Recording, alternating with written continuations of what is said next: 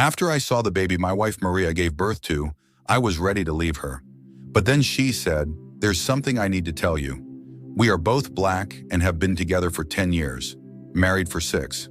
We had been planning to have a baby for a long time, so when Maria finally got pregnant, I was overjoyed. However, she asked me not to be in the delivery room, even though I wanted to support her, so I respected her wishes. When the doctor came out, his expression terrified me. "Is something wrong?" I asked, my heart racing. "The mother and baby are healthy, but the baby's appearance may shock you," he said. I rushed in, and there she was, holding a baby, with pale skin, blue eyes, and blonde hair.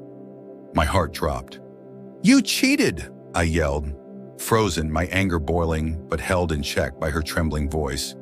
Maria explained, "I didn't cheat, but I haven't been completely honest about my family.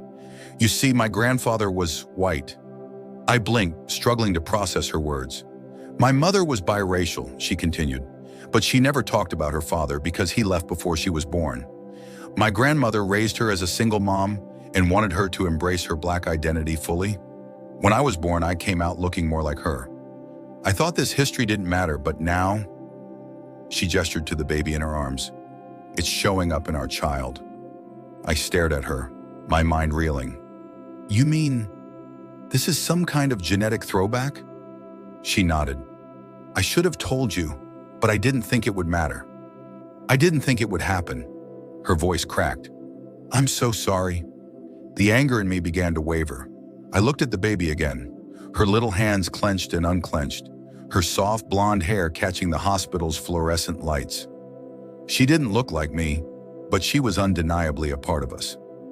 "I don't know how to feel," I admitted, my voice hoarse. "I understand," Maria whispered, "but I swear, I've never been with anyone else. This is our child, yours and mine." The sincerity in her eyes made me falter.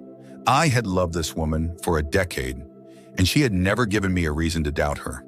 Could I let genetics destroy everything we'd built? "I need time," I said finally. She nodded, holding the baby tighter. "Take all the time you need." Over the next few weeks, I researched and even consulted a geneticist. It turned out Maria's story was plausible.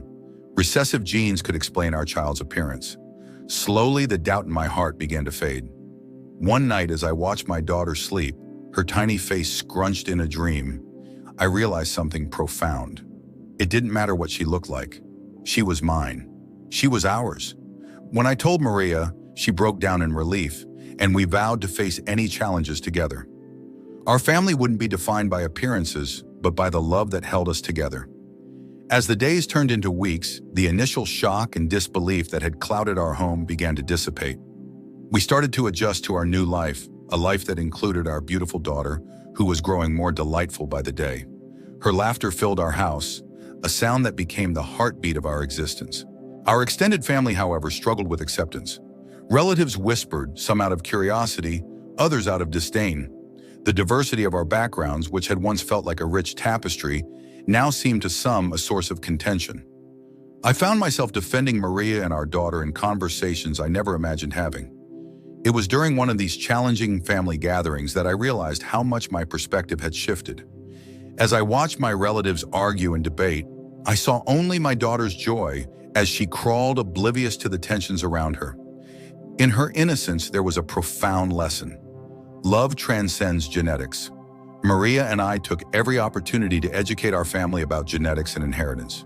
We shared articles, books, and documentaries on the subject. Some family members were receptive, their curiosity turning to support. Others remained skeptical, but we were patient, knowing that understanding and acceptance often take time. Through it all, Maria was my rock. Her strength and grace under pressure inspired me daily. Her love for our daughter was unwavering, and her dedication to our family unshakable. We supported each other through every doubt and every challenge, our bond deepening in ways I had never anticipated. Months passed, and our daughter's first birthday approached. It was a symbolic milestone for us as parents, a celebration of survival and growth, not just for her, but for all of us as a family. We planned a small party, inviting those who had stood by us, who had chosen love over skepticism. As I watched our friends and family gather, Laughing and sharing stories, I felt an overwhelming sense of gratitude. This journey had taught us the true meaning of family. It wasn't defined by skin color or facial features, but by the love we shared and the life we built together. Looking at Maria, holding our daughter in her arms, surrounded by love and laughter, I knew that no matter what challenges lay ahead, we were ready to face them. Together as a family, bound not just by genetics, but by an unbreakable bond of love and understanding. And in the end, that was all that mattered. What lessons do you think we can learn from Marcus and Maria's story? Share your thoughts in the comments below. If you found this story moving, please give it a like, and don't forget to subscribe for more insightful stories like this one. Your support helps us bring more content that makes a difference. Thank you for watching.